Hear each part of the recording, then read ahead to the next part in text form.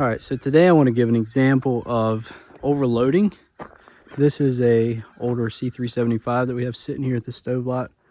We have it full of water, and we were doing a test just to kind of give an example of what overloading does, since it's a problem we run into so often. So we've had it smoldering the last couple of days, no heat load on it, which is going to be the scenario with a lot of overloading problems we have with customers. So the situation is in warm weather anyway, when there's no heat load on the furnace and the customer is still loading it full, sort of like we've done here.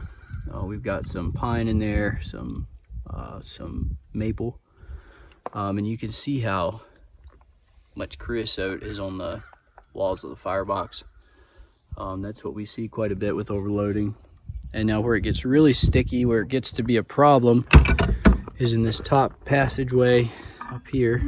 If I can show you this properly, you see that top passageway is just grown shut. There's still a little passageway for smoke to get through, but it's clogging it down to where if it did get a heat load on it, it would not burn right. It wouldn't be able to keep up with the heat load. So that's that one, and that's after about a week of overloading it. It doesn't take that long. I'm going to go show you an example of a stove that's been loaded properly, same model. Okay, here we have the same model of furnace. It's being loaded with good dry wood.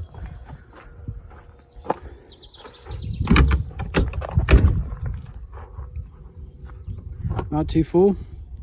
It's kind of hard to see with the smoke there, but you see how dry the door is. Like, that's powder. That's what you want to see. It's being loaded pretty light. It's probably a 70-degree day right now. So this is being loaded appropriately for the heat load it has. So if you take a look at this one, it's got a little bit of buildup in it. Not too bad. Plenty of open airspace. Air passageways are good. You can focus. And big difference with this one is that it's very dry. All that can be easily raked out. It's powder versus the other one. When you stick your poker back in there, it's just like glue. It's very sticky.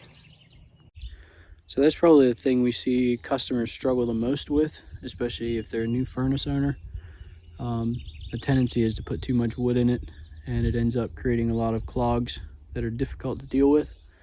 So try to load for 12 hours, and that's going to vary quite a bit according to the weather. Cold weather obviously is going to burn a lot more wood than in warm weather. So just keep that loaded as light as possible, and it'll stay dry, powdery, and easy to clean.